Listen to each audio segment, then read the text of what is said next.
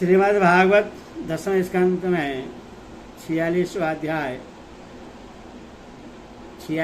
अध्याय में भक्तगणों सुभद्रा हरण और भगवान का मिथिलापुरी में राजा जनक और सुरदेव ब्राह्मण के घर एक ही साथ जाना।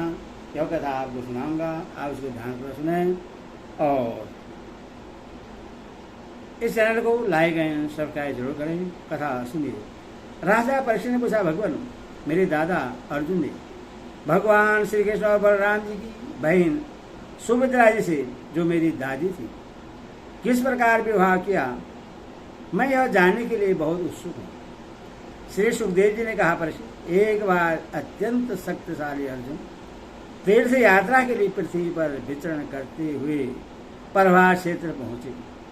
वहां उन्हें यह सुना कि बलराम जी मेरे मामा की पुत्री सुभद्रा का विवाह दुर्योधन के साथ करना चाहते हैं और वसुदेव श्री कृष्ण आदि उनसे इस विषय में सहमत नहीं है। अब अर्जुन के मन में सुभद्रा को पाने की लालसा जगाई। वे त्रिदंडी विष्णु का वेश धारण करके द्वारका पहुंचे। अर्जुन सुभद्रा को प्राप्त करने के लिए वहां वर्षा काल में 4 महीने तक रहे। वहां पूर्ववासियों और बलराम जी ने उनका खूब सम्मान किया। उन्हें यह पता न चला कि ये अर्जुन है।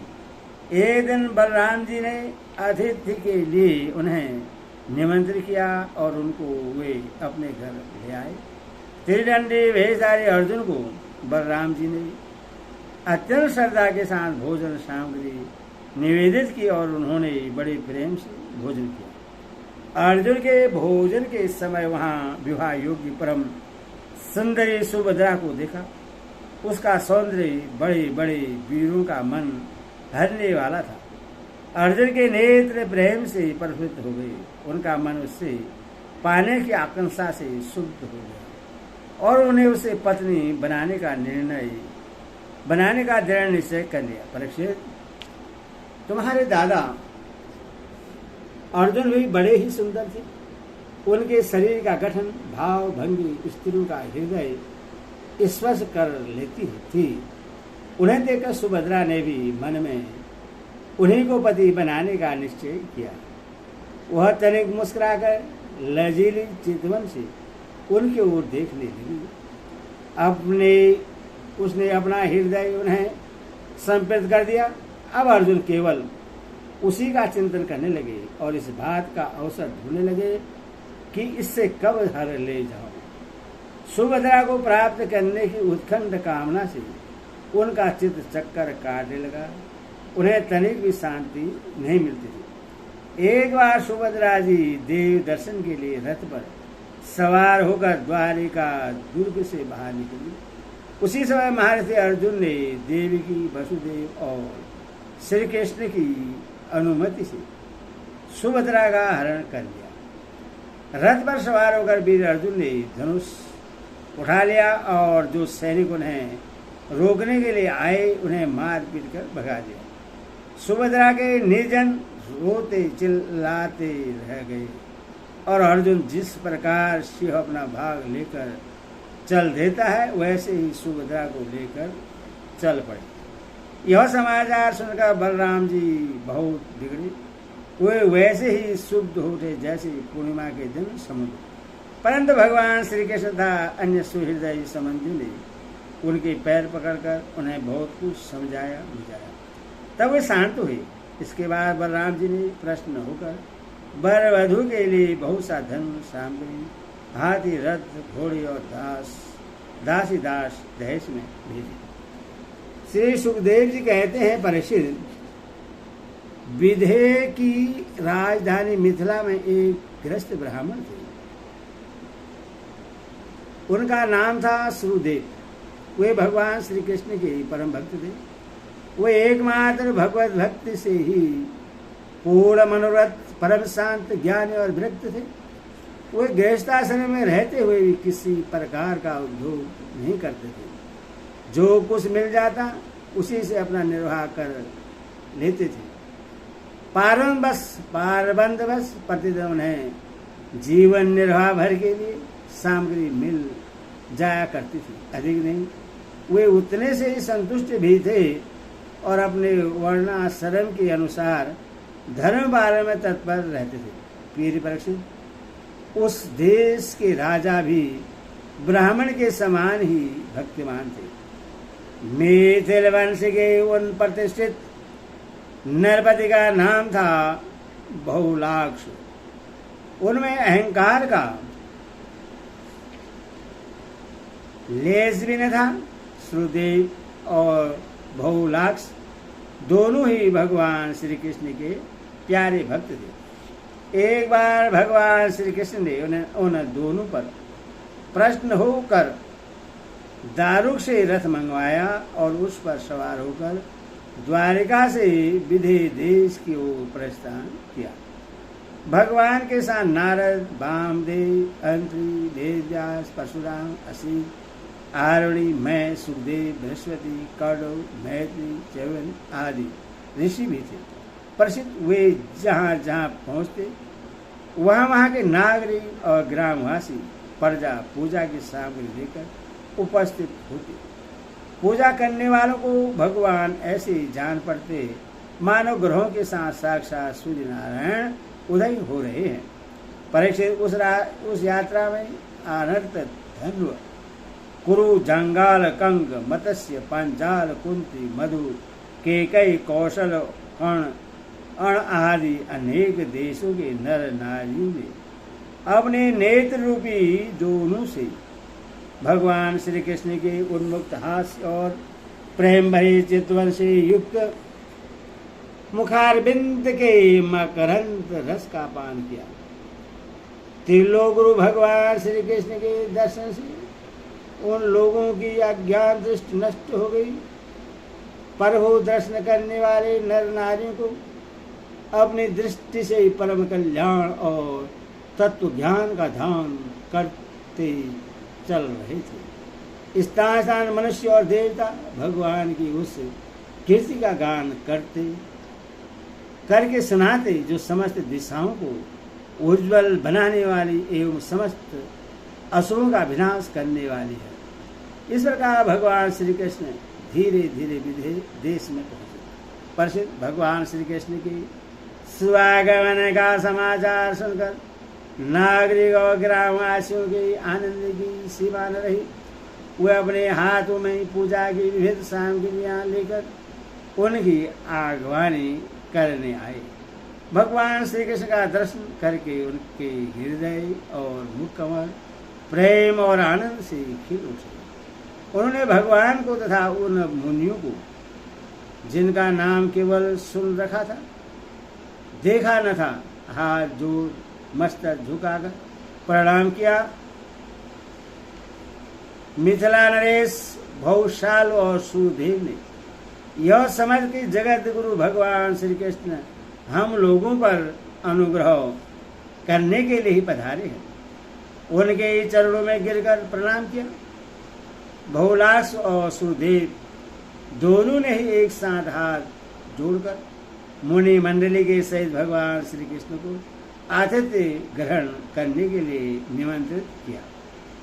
भगवान श्री कृष्ण दोनों की प्रार्थना स्वीकार करके दोनों को ही प्रश्न करने के लिए एक ही समय पृथक पृथक रूप से दोनों के घर पधारे और यह बात एक दूसरे को मालूम न हुई कि भगवान श्री कृष्ण मेरे घर के अतिरिक्त और कहीं भी जा रहे हैं। विधिराज बहुलाक्ष बड़े मनोस्वी थे। उन्होंने यह देखकर कि दुष्ट दुराचारी पुरुष जिनका नाम भी नहीं सुन सकते वही भगवान श्री कृष्ण और ऋषि मुनि मेरे घर पधारे हैं। सुंदर सुंदर आसन मंगाए और भगवान श्री कृष्ण तथा ऋषि मुनि आराम से उन पर बैठ गए। उस समय बहुलाक्ष की विचित्र दशा थी। प्रेम भक्ति के उद्रेक से उनका हृदय भर आया था, नेत्र में आंसू बढ़ रहे थे। उन्होंने अपने पूज्यतम अतिथियों के चरणों में नमस्कार करके पांव पखारे और अपने कुटुंब के साथ उनके चरणों का लोक पावन जल सिर पर धारण किया और फिर भगवान एवं भक्त वद स्वरूप ऋषियों को गंध माला, वस्त्र, अलंकार, धूप, दीप, अर्घ्य, गौ, बैल आदि समर्पित करके उनकी पूजा की। जब सब लोग भोजन करके तृप्त हो गए तब राजा बहुलाक्ष भगवान श्री कृष्ण के चरणों को अपनी गोद में लेकर बैठ गए और बड़े आनंद से धीरे धीरे उन्हें सहलाते हुए बड़ी मधुर वाणी में भगवान की स्तुति करने लगे। राजा बहुलाक्ष ने कहा, प्रभु आप समस्त प्राणियों की आत्मा, साक्षी एवं स्वयं प्रकाश हैं। हम सदा सर्वदा आपके चरण कमलों का स्मरण करते रहते हैं। इसी से आपने हम लोगों को दर्शन देकर कृतार्थ किया है। भगवान आपके वचन हैं कि मेरा अन्य प्रेमी भक्त मुझे अपने स्वरूप बलराम जी, अर्धांगिनी लक्ष्मी और पुत्र बर्मा से भी बढ़कर प्रीति है। अपने उन वचनों को सत्य करने के लिए ही आपने हम लोगों को दर्शन दिया है। भला ऐसा कौन पुरुष है जो आपकी इस परम दयालुता और प्रेम परवशता को जानकर भी आपके चरण कमलों का परित्याग कर सके।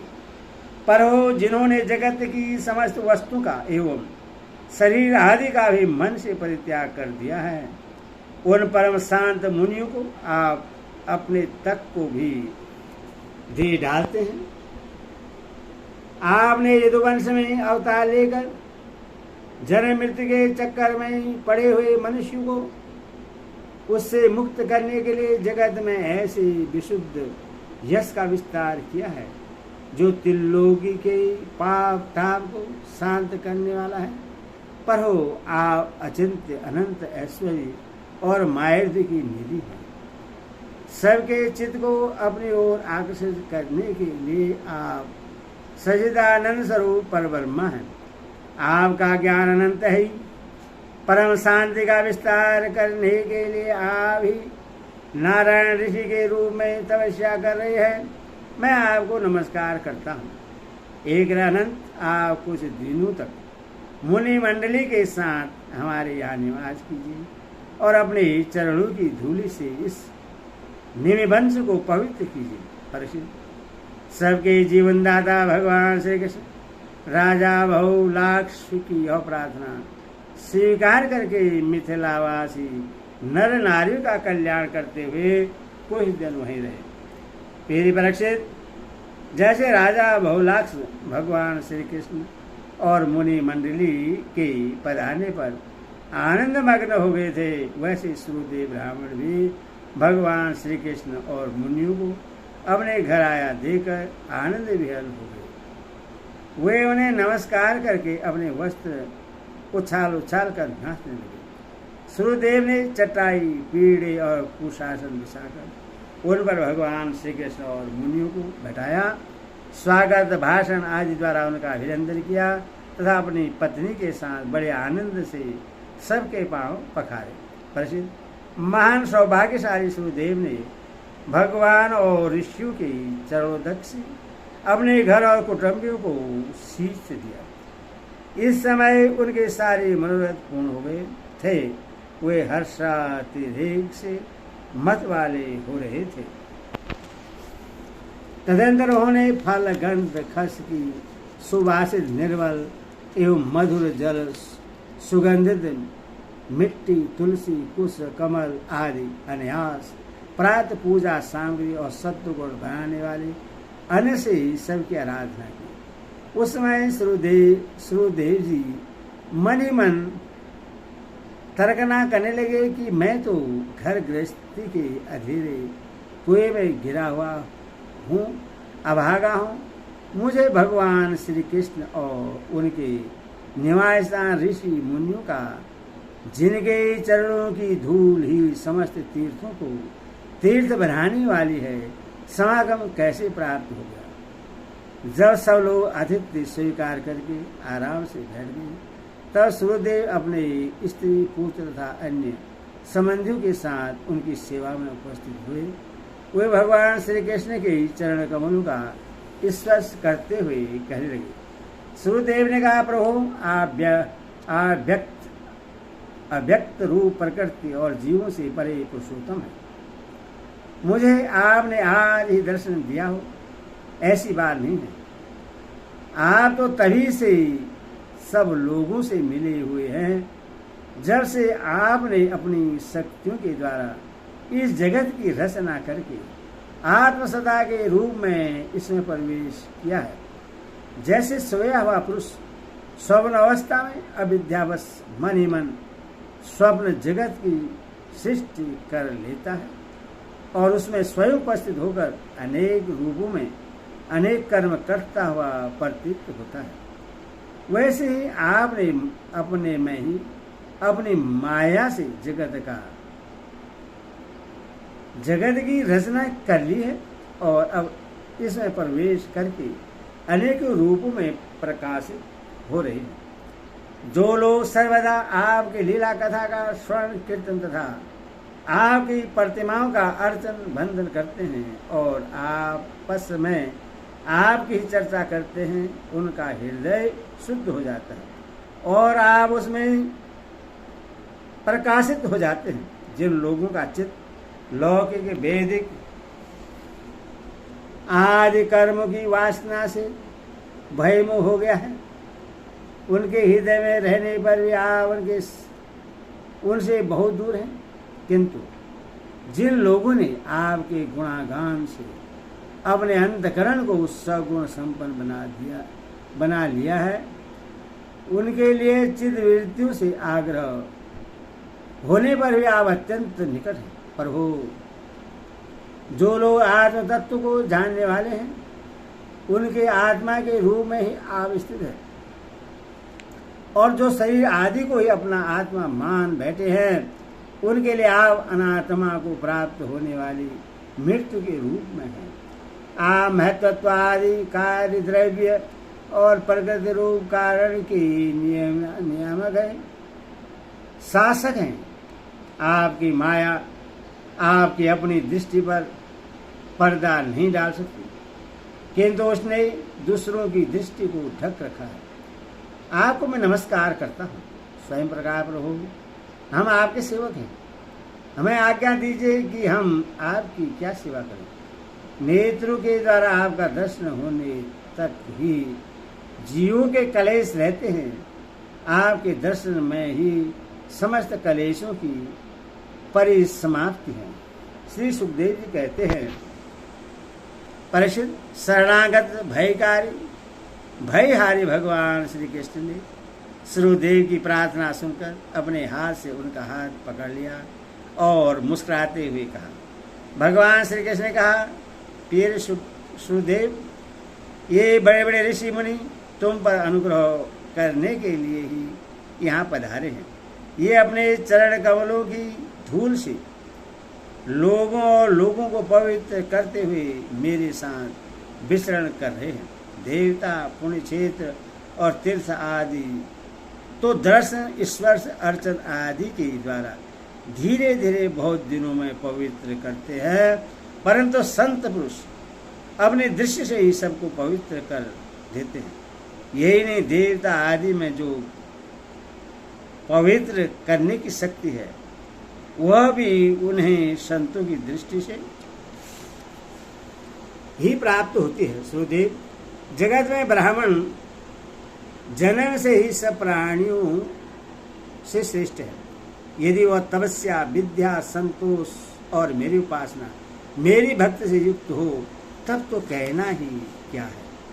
मुझे अपना यह चतुर्भुज रूप भी ब्राह्मणों की अपेक्षा अधिक प्रिय नहीं है, क्योंकि ब्राह्मण सर्ववेदमय है और मैं सर्वदेवमय हूँ। दुर्बुद्धि मनुष्य इस बात को न जानकर केवल मूर्ति आदि में ही पूज्य बुद्धि रखते हैं और गुणों में दोष निकालकर मेरे स्वरूप जगत गुरु ब्राह्मण का, जो कि उनका आत्मा ही है, तिरस्कार करते हैं। ब्राह्मण मेरा साक्षात्कार करके अपने चित्त में यह निश्चय कर लेते हैं कि यह चराचर जगत, इसके संबंध की सारी भावनाएं और इसके कारण प्रकृति, महत्वादि सब के सब आत्मस्वरूप भगवान के ही रूप हैं। इसीलिए सुखदेव, तो मैं ब्रह्म ऋषियों को मेरा ही स्वरूप समझकर पूरी श्रद्धा से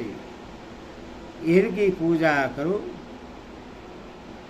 यदि तुम ऐसा करोगे तब तो तुमने साक्षात अनायास ही मेरा पूजन कर लिया, नहीं तो बड़ी बड़ी बहुमूल्य सामग्रियों से भी मेरी पूजा नहीं हो सकती। श्री सुखदेव जी कहते हैं, प्रसिद्ध भगवान श्री कृष्ण का यह आदेश प्राप्त करके श्रुदेव ने भगवान श्री कृष्ण और ब्रह्म ऋषियों की एकात्म भाव से आराधना की तथा उनकी कृपा से हुए भगवत बल स्वरूप को प्राप्त हो गए। राजा बहुलाक्ष ने भी वही गति प्राप्त की। प्रसिद्ध जैसे भक्त भगवान की भक्ति करते हैं वैसे भगवान भी भक्तों की भक्ति करते हैं। वे अपने दोनों भक्त को प्रश्न करने के लिए कुछ दिनों तक मिथिलापुरी में रहे और उन्हें साधु पुरुषों के मार्ग का उपदेश करके वे द्वारका लौटाए। हरि ओम।